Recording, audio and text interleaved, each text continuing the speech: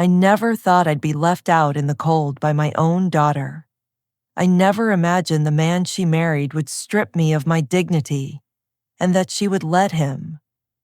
But what they didn't know was that life had one last card for me to play. And when I played it, everything changed. Get ready, because what you're about to hear isn't just a story, it's a reckoning. Hey there. Welcome to True Hearts and Second Chances, the place where real stories of heartbreak, strength, and redemption come to life. If you've ever felt unseen, unheard, or underestimated, this story is for you. So before we begin, take a second to subscribe and join our community of women who rise again. Now, let's begin. My name is Evelyn Hart. And if you'd told me 2 years ago that my own daughter would turn her back on me, I would have laughed, because I raised her on love, on faith, on the belief that family meant forever. But life has a cruel sense of irony. It strips away everything you think you can't live without, until all that's left is you. I was 58 when my husband, Michael, died. Pancreatic cancer. 6 months from diagnosis to goodbye. After the funeral, our home in Cedar Ridge felt like a tomb. Every photo frame whispered his name. Every night, the silence screamed louder. So, I sold the house. And my daughter, Rachel, said, "Mom, stay with us." Just until you figure things out, it sounded like kindness, but it turned out to be something else entirely. At first, I tried to make myself small. I stayed quiet, cooked dinners, folded laundry, ran errands. I told myself, be useful, be grateful, don't be in the way. But Evan, my son-in-law, he had that look. You know the one, the look that says you don't belong here. The first time he called me ma'am, it wasn't respect. It was a wall. He'd sigh when I spoke, roll his eyes when I asked a question, change the channel while I was still watching. Once, as he passed me in the hallway, I swear I heard him mutter, "Freeloader." I told myself I imagined it, but deep down, I knew I hadn't. Rachel, my sweet girl, brushed it off. "He's stressed, Mom." Work's been rough, and I believed her, because it was easier to believe the lie than to face the truth. Then came the night that changed everything. I'd made chicken pot pie, Evan's favorite. We sat around the table, Rachel scrolling on her phone, Evan sipping his beer. The silence was thick, the kind that tastes like something's about to break. Then he looked up and said, "You know, maybe it's time we stop pretending this is temporary." Rachel froze. I stared at him. "What do you mean?" I asked. He leaned back, smirking. "I mean, this can't go on forever. You're not working. You're not contributing. We didn't sign up to feed another adult." My breath caught. My heart pounded so loud I could hear it. I turned to Rachel, desperate for her to speak, but she wouldn't even look at me. "Maybe it's best," she said softly. "For everyone." I didn't scream, didn't beg, didn't cry. I stood up, walked to the room they'd let me use, and quietly packed my things. 2 suitcases. That's all my life had shrunk down to. When I walked out that door, Rachel didn't follow. Evan didn't even glance up from his phone. Outside, the wind bit through my coat. I sat on the curb with those 2 suitcases beside me and realized something I'd never thought I'd have to face. I had nowhere to go. That night, I checked into a cheap motel off the highway. You know the kind. Flickering lights, peeling wallpaper, air thick with smoke and old regrets. I lay on that stiff bed, staring at the ceiling, wondering how love could die so quietly. The next morning, I texted Rachel. "I understand. I love you always. No reply. I texted again a week later, and again on her birthday. Still, nothing. 3 months passed. I tried applying for jobs, grocery stores, front desks, diners. But grief makes you slow. And at 58, nobody wants slow. My savings vanished. My hope followed.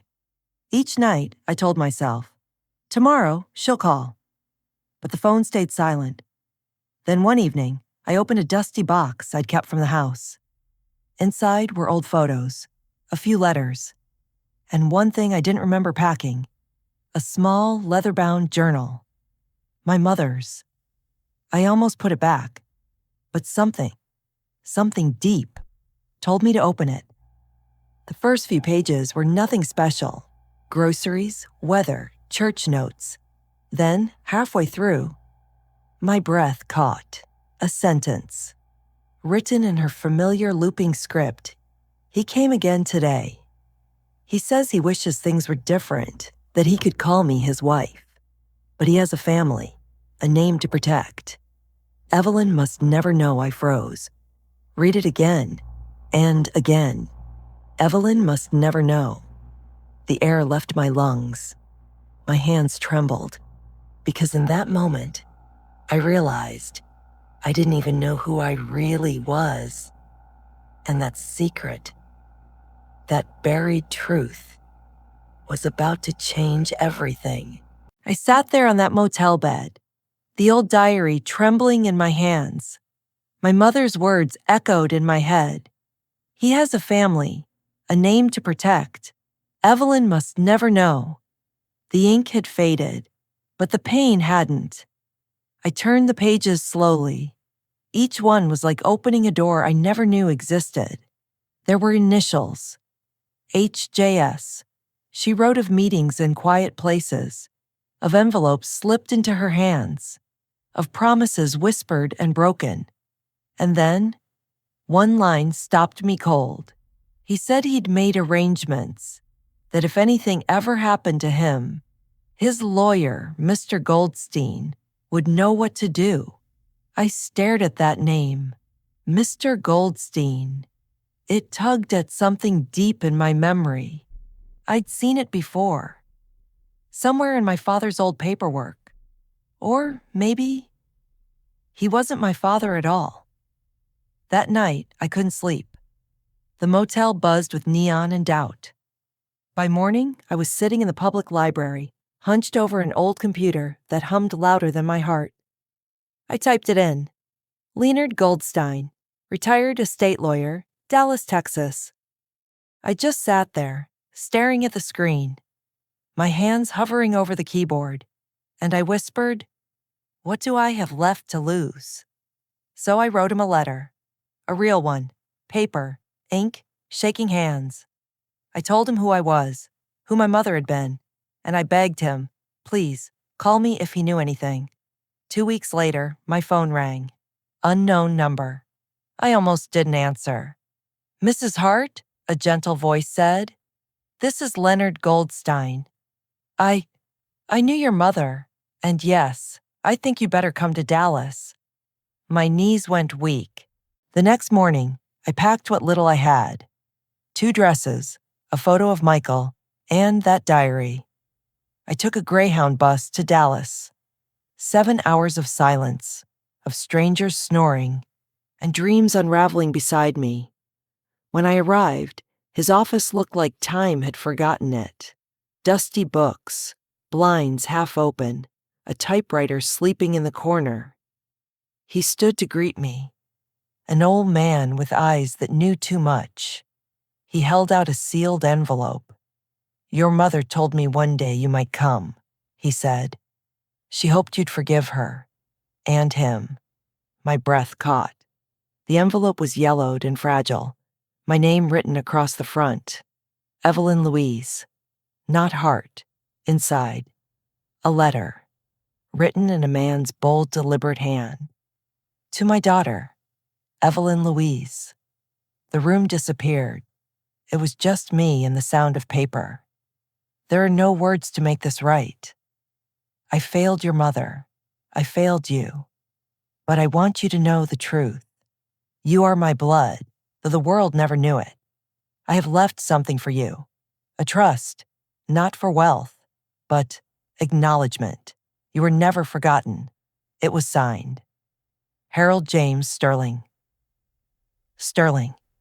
The name thundered in my head. Sterling Energy, one of the biggest oil firms in Texas. The man on the billboards. The man in every newspaper growing up. He wasn't just a name anymore. He was my father. Mr. Goldstein slid another folder toward me. Inside were bank accounts, titles, documents. I whispered, "This can't be real." He smiled softly. "It's real, Evelyn. It's always been yours." That night, back in the motel, I sat in silence. No tears, no shock, just clarity. They had thrown me out like I was nothing. But now I knew the truth. And for the first time in months, I smiled. I stayed in Dallas for a few more days. Bought a new coat, a decent meal, a haircut. Not vanity, resurrection. And when I looked at myself in the mirror, I whispered, "You're not broken, Evelyn. You're becoming." When I returned to Austin, I didn't go back to that motel. I rented a small apartment downtown, clean, modern, quiet, and I started learning. Every night, I read about investing, property, contracts, business, not because I wanted to be rich, but because I would never be powerless again. Then one morning, I was scrolling through a real estate auction site. One listing made my heart stop. An apartment complex in East Austin. Old, a little worn down, but still standing. The address made my pulse race. It was their building. Rachel and Evans, the place where they'd kick me out. I stared at that screen for a long time, and then I smiled. Not with hatred, with resolve.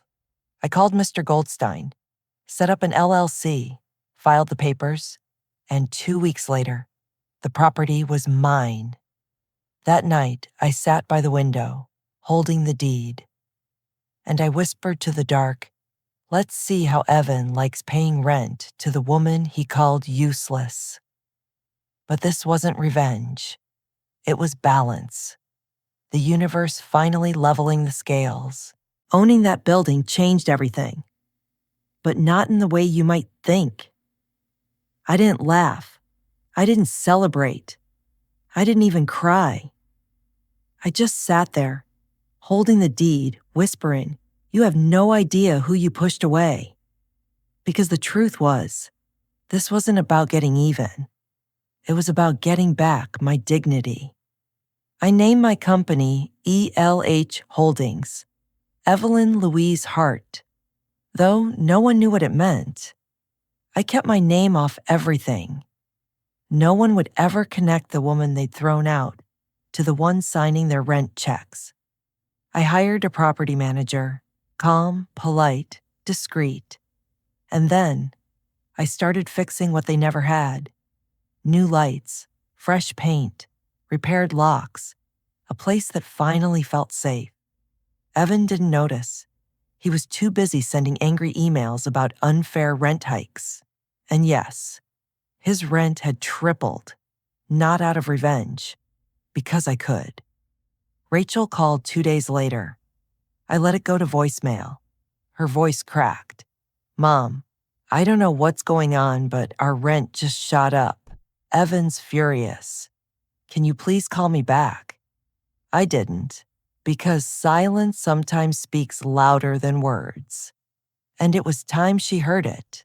Weeks passed. I drove by the building one evening. Their lights were on. Through the curtains, I saw shadows. Rachel pacing, Evan shouting, and I thought, now you know how it feels to live with fear. But truthfully, it didn't bring me joy. It brought me peace. Because real power doesn't roar. It whispers. It waits. I focused on the other tenants. The single mother on the third floor. The elderly couple in 2B. The college kid juggling two jobs. Their rent stayed fair. Their repairs got done. For the first time, that building started to breathe again. Everyone was thriving, except the two people who once threw me away. Then one afternoon, I saw her, Rachel, in the grocery store. At first, I didn't recognize her.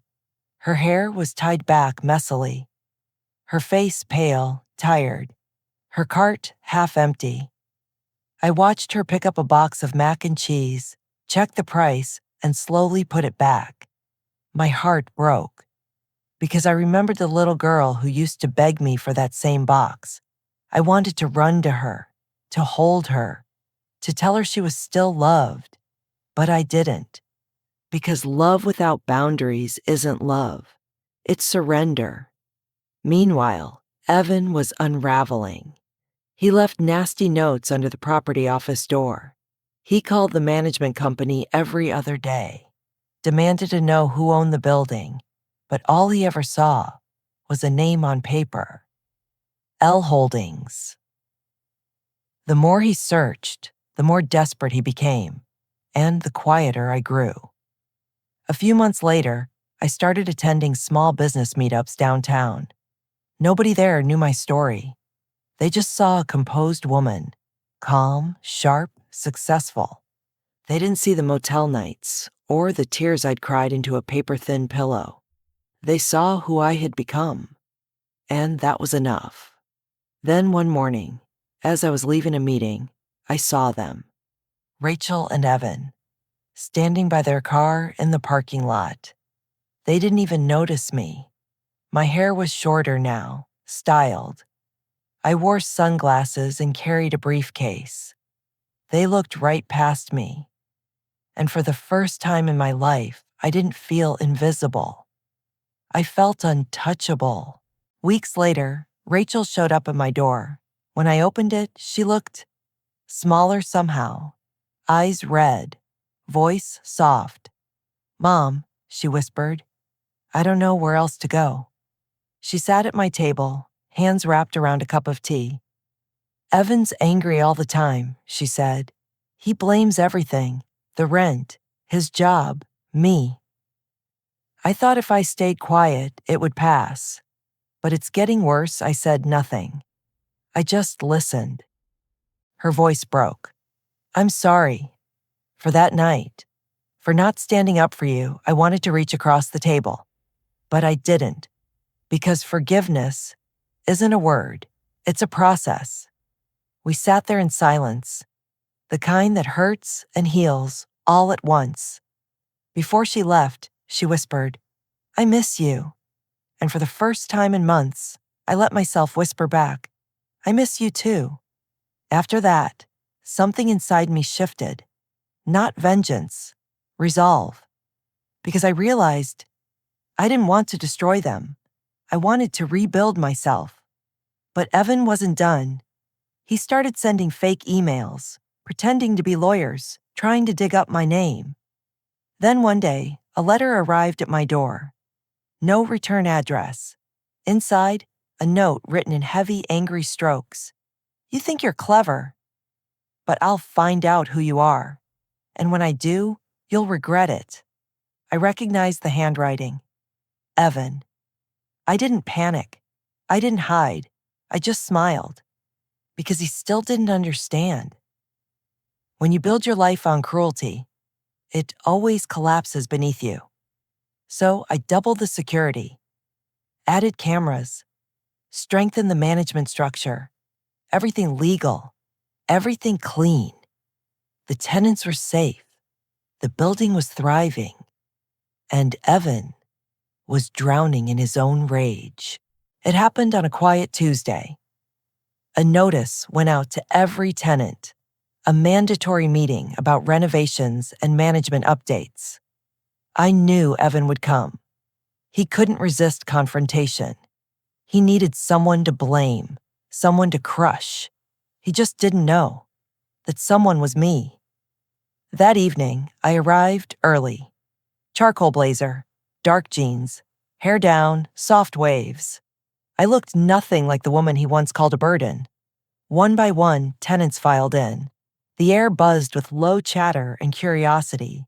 And then he walked in. Evan. Rachel trailed behind him, shoulders small, eyes wary. He didn't see me at first. He marched to the front, jaw tight, voice loud. "Where's the owner? I want answers." The property manager smiled politely. "All questions will be addressed soon." But Evan wasn't patient. He never was. The presentation began. Updates, improvements, new safety systems, landscaping, better lighting, all funded by rent, his rent. Then the manager said, "We'd like to thank ELH Holdings for their continued commitment to this property. The owner is here tonight, should anyone have questions." The room went still. I stood. Dozens of eyes turned toward me. Rachel gasped. Evan froze. I walked to the front, heels tapping steady against the tile. "Good evening," I said softly. "My name is Evelyn Hart, and I'm the owner of this building." The silence cracked like thunder. Evan's face turned red, disbelief twisting into rage. "You?" he spat. "This is a joke. You did this to us on purpose." I met his glare calmly. "No, Evan. I did this for myself." He stepped closer, fists clenched. "You raised our rent. You made our lives hell." I didn't move. "I gave you a roof. I treated every tenant equally. I made this place better. What I didn't do was forget." He stared at me, shaking. "You're pathetic. You think this makes you powerful?" Rachel stepped between us, voice trembling but clear. "Stop, Evan." He turned on her. "What did you say?" I said stop. Her voice grew stronger. "She's not your enemy." "You," or he blinked, stunned. For once, he had no words. Rachel turned to me. "I didn't know, Mom. About the building, about the money, about any of it." "I know," I said softly. Her eyes filled with tears. "Why didn't you tell me?" "Because," I whispered, "you had to see it, not just hear it." Evan scoffed, muttering under his breath. I ignored him.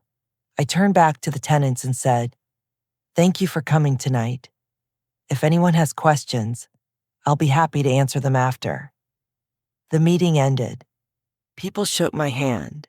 Some smiled. Others looked at me with quiet respect. When the room emptied, Evan stayed. He pointed at me. "You think you've won?" "You haven't seen the last of me." I looked him straight in the eye. "No, Evan. I saw the last of you the night you kicked me out. Everything after that was just your reflection." Rachel's voice broke behind him. "Evan, please." But he didn't listen. He stormed out, and that was the last time I ever saw him. A few days later, Rachel came to see me. She held something in her hands. My mother's diary, the same one that had started it all. "I found this," she said quietly. "You left it behind last time." She sat on my couch, holding it like it might burn her fingers. "I read it," she admitted. "I didn't mean to pry, I just needed to understand." I nodded slowly. "What did you find?" She swallowed hard. "Truth, pain, love, things I never knew existed between you and her." She looked at me, tears spilling freely now. "You didn't deserve what I did to you. I thought I was protecting peace. But I was just protecting him." Her words trembled. "I left him, Mom." I froze. She took a breath. "I finally left. Changed the locks. Filed for divorce. I don't know who I am without him, but I'd rather find out than keep disappearing." For the first time in years, I reached for her hand. "You didn't become that woman overnight," I said. "It was small choices, little silences. But you found your voice again, and that's what matters." She nodded, tears glistening. "I want to make it right." I smiled softly. "You already are." Weeks passed. Evan tried to retaliate. Angry posts, Wild accusations, empty threats. My lawyers took care of it. One letter from them was enough. And just like that, he vanished. Rachel began a new life. A small studio apartment, RT classes, freedom. She painted me a gift, a phoenix in gold and crimson. I hung it over my fireplace. Months later, I sold the building. No fanfare, no celebration, just a signature and peace. Half the money went to a shelter for women and children. The other half, I used to buy a small house back in Cedar Ridge, a porch swing, 2 bedrooms, a quiet place where the world finally made sense again. When Rachel helped me move in, she looked around and smiled through tears. "I used to ride my bike down this street," she said softly. I nodded. "You were always safe here," she whispered. I forgot how that felt. We made grilled cheese sandwiches and tomato soup, like we used to. For the first time in years, we laughed. That night, after she left, I sat on the porch with a cup of tea, watching the moonlight spill across the yard. And for the first time since Michael died, since Rachel's betrayal, since the world fell apart, I whispered to the dark, "I forgive you." Not to Rachel, not to Evan, but to myself. Because the hardest part of surviving is realizing you were never the fire they tried to put out. You were the spark they underestimated. They taught me that silence was weakness, but I learned how to weaponize it. They tried to erase me, and I became someone they could never forget. I opened my mother's diary one last time and tucked a note inside for Rachel to find someday. You don't need their love to be worthy. You don't need their approval to be strong. You only need the truth and to never, ever forget who you are. I closed the book, took a sip of tea, and smiled, because for the first time in my life, I wasn't surviving anymore. I was home. Thank you for listening to The Reckoning of Evelyn Hart. If her story moved you, inspired you, or reminded you that it's never too late to rise, make sure to subscribe to Revenge FM, because sometimes the quietest stories carry the loudest truth.